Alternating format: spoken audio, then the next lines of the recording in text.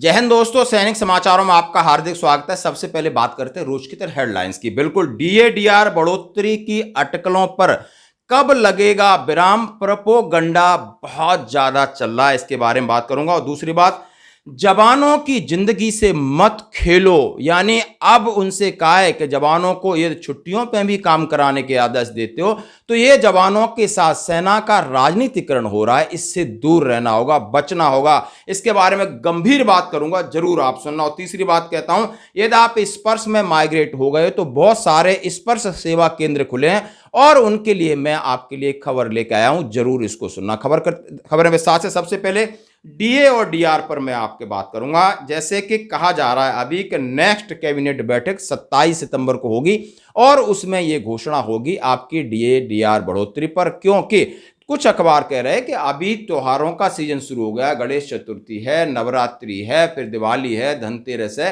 यानी त्योहारों का सीजन देखते हुए सरकार 27 सितंबर को कैबिनेट बैठक लेगी और उसी में इसकी घोषणा करेगी कि डीए बढ़ेगा आपका। लेकिन डीए फिर वही बात है कि कुछ प्रोपोगंडा फिर शुरू हो गया है कि नहीं 3% बढ़ोतरी पर लग सकती है मोहर। आप एबीपी न्यूज की खबर देख सकते हो। खबर सुन के भी बड़ा अजीब लगता है कि ये लोग खबर छापते हैं या इन्हें पता है या कोई सरकारी एजेंडा चला रहे हैं कि इन्होंने 3% का, जबकि सरकारी एआईसीपीएन के आंकड़े सीधे सीधे बोलते हैं कि जनवरी में 43.1 से लगा करके और जून में 46.22, यानी 42 हम ले रहे हैं, 46.22 पर एआईसीपीएन के आंकड़े कह रहे हैं। फिर इसके खिलाफ इस तरह का प्रोपोगंडा कहीं ना कहीं किसी चीज की, गलत चीज की तरफ इशारा करता है। लेकिन कोई बात नहीं, हमने धैर्य रखना है।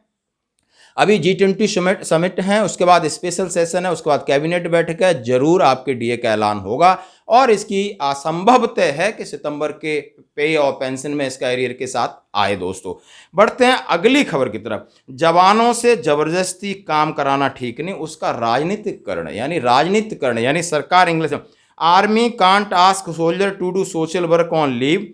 उन्होंने कहा है lights bond of the call of duty, the social warrior scheme would make the soldier seem like tools of promotion the policy of ruling party in the centre.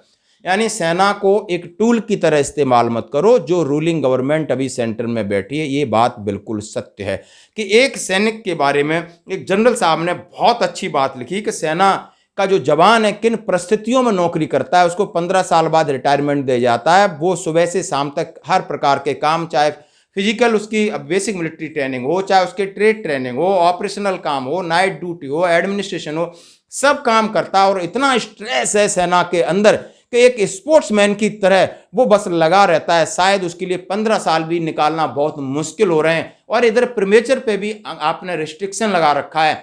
इस जवान को छुट्टी में भी दिक्कत आती है, इतना कमिटमेंट है यूनिट में, उसमें बड़ी मुश्किल से उसको छुट्टी, जैसे 2 महीना एनुअल लीव और 30 दिन कैजुअल लीव, वो भी पूरी नहीं मिलती। और इस कंडीशन में, विषम परिस्थितियों में जाकर वो छुट्टी लेता है तो उसके लिए पहली काम है उसको अपने परिवार को देखना। यानी जैसे कि सेना में 100% क्वार्टर नहीं है और किसी की मजबूरी है, किसी के पेरेंट्स ओल्ड हैं, किसी के भाई बहन की पढ़ाई है, किसी के घर के काम है, किसी के खेती के काम है, किसी के बैंक के काम है, किसी के रेवेन्यू के काम है, अपने काम निपटाएगा या जाकर के सरकारी स्कीम को प्रमोट करेगा और जाकर के यहाँ लेकर के सरकारी एक टूल्स बन करके सरकार के जो है सफाई अभियान हो, सर्व शिक्षा अभियान हो, दूसरे और उसको ग्रीन पेड़ लगाने का अभियान हो, इन अभियानों में वो क्यों हिस्सा ले? इसके लिए तो बहुत सारी एजेंसी हैं। क्या बाकी लोग किसी काम के नहीं है? इतना सारा पैसा है, इतना सारा रिश्वत चलती है सिविल में और हर काम जवान के भरोसे ही। माना साहब ने ये सजेशन दिया कि बहुत सारे एक्स सर्विसमैन हैं जो समाज सेवा कर रहे हैं, आपने उनको औपचारिकता कभी दी? आपने फॉरेस्ट में नौकरी दी? नहीं दी। आपने सर्व शिक्षा अभियान में नौकरी दी? नहीं दी। आपने स्वास्थ्य अभियान में नौकरी दी? नहीं दी। आपने कहाँ एक्स सर्विसमैन को यूटिलाइज किया? वो सिर्फ वॉलंटियर होकर काम कर रहे हैं। क्यों सेना को, जो कि एक बॉर्डर की सेवा कर रही है, उसके बाद आपके अंदर कोई इंटरनल सिक्योरिटी प्रॉब्लम है, जैसे मणिपुर है, वहां आपका जनता की सेवा कर रही है, कुछ डिजास्टर मैनेजमेंट होता है, कोई प्राकृतिक आपत्ति, वहां सेवा कर रही है। अब आप क्या कराना चाहते हो कि बस बचा खुचा टाइम है, छुट्टी में आए, वहां भी आपकी सेवा करे, आपकी नीतियों का प्रमोशन करे?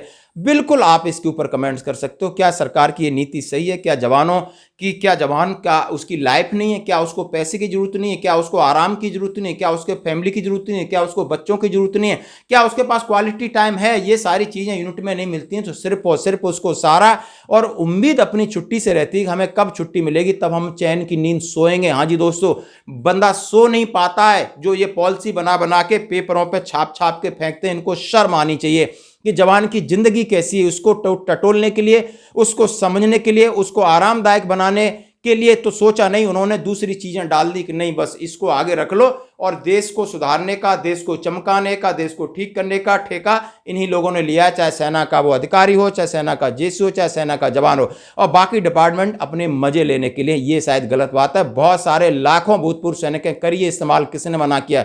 वॉलंटियर जाने के लिए तैयार हैं। इसलिए हम इस चीज का खंडन करते हैं। दोस्तों लास्ट में बात कहता हूं आपसे कि अभी स्पर्श सेवा केंद्र खुले हैं 1043 और 36 खोलें, directed Indian veterans army veterans की तरफ से खोलें। आप इनकी एक साइट है, मैं जाके देख रहा हूं।